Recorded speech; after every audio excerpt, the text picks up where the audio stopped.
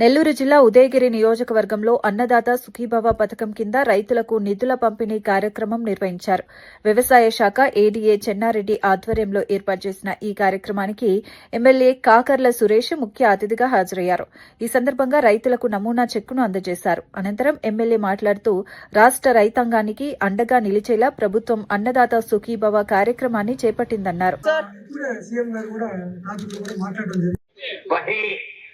आज कांग्रेस ने एक बार फिर साबित कर दिया है को किसी भी स्थिति में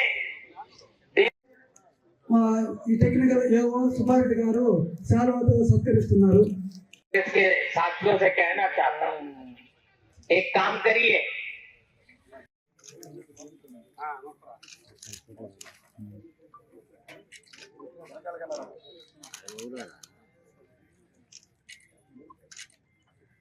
నిండుగా ఉంటే రబీ కూడా కొన్ని ప్రాంతాల్లో మెట్టేసుకుని రెండో పంటకు నీళ్లు తీసుకున్నా కూడా రాబోయే సంవత్సరం 75% అన్ని రిజర్వాయర్లో నీళ్లు ఉండాలి. శ్రీ నరేంద్ర మోడీ గారి నాయకత్వంలో, అలాగే మన కూటమి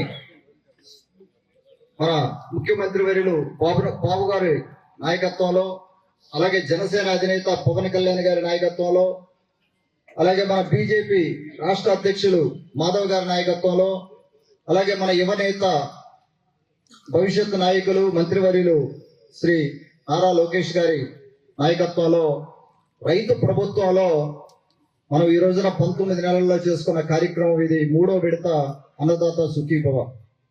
3వ విడతలో 6,000 రూపాయలు వేసుకుంటే మొత్తం కంప్లీట్ చేసుకుంటే మనకు 20,000 రూపాయలు ఈ సంవత్సరం రైతుల అకౌంట్ లో పడడం జరిగింది. మొత్తాన్ని చూసుకుంటే ఉదయగిరి నియోజకవర్గంలో 88 కోట్ల రూపాయలు రైతుల అకౌంట్ లో పడడం జరిగింది. దీంట్లో పిఎం కిసాన్ కింద మన సెంట్రల్ గవర్నమెంట్ నుంచి కూడా వారు కూడా ప్రతి ఇన్స్టాల్మెంట్ కి రైతు ప్రభుత్వంలో మన ప్రభుత్వం రాగానే రైతుల పట్ల ఎవరికి నిజంగా ఆదరణ ఉంది, రైతుని ఎలా ఆదుకోవాలని తెలిసిన నాయకులు మన బాబు గారు. మీరు ఒకసారి చూస్తే 150 చెరువులు ఉన్నాయి మనకి ఇక్కడ. 150 చెరువులకు కూడా నీటి సంఘాల ఎలక్షన్స్ పెట్టారు. నీటి సంఘం చైర్మన్లు పెట్టాం. గత వైసీపీ ప్రభుత్వంలో జరిగిందా? అది జరగలేదు. చెరువులు గాలికి వదిలేశారు. నీటి సంఘం చైర్మన్లు పెట్టుకొని 11 కోట్ల రూపాయల ఖర్చు ఆల్రెడీ చేస్తున్నాం మనం. ఈ రోజున 11 కోట్ల రూపాయల ఖర్చుతోటే ఆ చెరువులన్నింటినీ రిపేర్ చేసుకుంటున్నాం. మరి ఇంకొక 15 కోట్ల రూపాయలకి రిప్రజెంటేషన్ ఇచ్చున్నాం. అవి కూడా రాబోతున్నాయి. అవి కూడా ఇస్తే అవి కలుపుకొని మన చెరువులన్నీ రిపేర్ చేసుకునే పరిస్థితి. నీరు సక్రమంగా టైంకి ఇస్తున్నాం.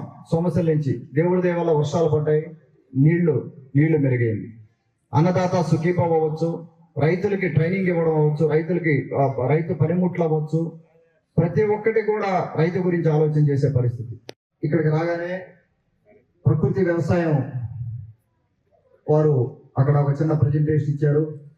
అంటే న్యాచురల్ ఫార్మింగ్ లో వాళ్ళు పండించిన పంట అక్కడ డిస్ప్లే చేయడం జరిగింది. వారితో కొంతసేపు మాట్లాడడం జరిగింది. వారికి కొన్ని సూచనలు చేయడం జరిగింది. చాలా కష్టపడుతున్నారు వాళ్ళ ప్రయత్నం వాళ్ళు చేస్తున్నారు. కానీ మన రైతు సోదరులు కూడా వాళ్ళతో కలిసి పనిచేసేదానికి ముందుకు వస్తే మనకు ఏం కావాలి, రైతుకి ఏం కావాలి, వాళ్ళు ఏం చేస్తున్నారు, వాళ్ళ ప్రాక్టీసెస్ ఎలా ఉన్నాయి, అవి మనం రైతు చేసుకుంటే మనకు లాభసాటిగా వెళ్ళగలమా, లేకపోతే రాబడి పెరుగుతుందా తగ్గుతుందా, ఇవన్నీ కూడా రైతు గారు తెలుసుకోగలిగితే ఖచ్చితంగా మార్కెట్లో రేట్ వచ్చే అవకాశం ఉంది. ఆర్గానిక్ ప్రొడక్ట్స్ అని అమ్ముతుంటారు ఇతర దేశాల నుంచి. ఏ దేశం పోయినా ఎక్కడ పోయినా కూడా ముందు ఈ రోజుల్లో ఎక్కడ చూసినా కూడా ఒక ఆర్గానిక్ ప్యాకెట్, ఒక రెగ్యులర్ ప్యాకెట్. ఆర్గానిక్ ప్యాకెట్ అంటే ఇప్పుడు మన వాళ్ళు చేసేది నేచురల్ ఫార్మింగ్ వ్యవసాయంలో ఏ ఫెర్టిలైజర్ ఏ కెమికల్ వాడకుండా పండించేది ఆర్గానిక్ ప్రోడక్ట్. దానికి రేట్ ఎక్కువ ఉంటుంది. కొన్ని ప్రోడక్ట్స్ అయితే దాదాపు డబుల్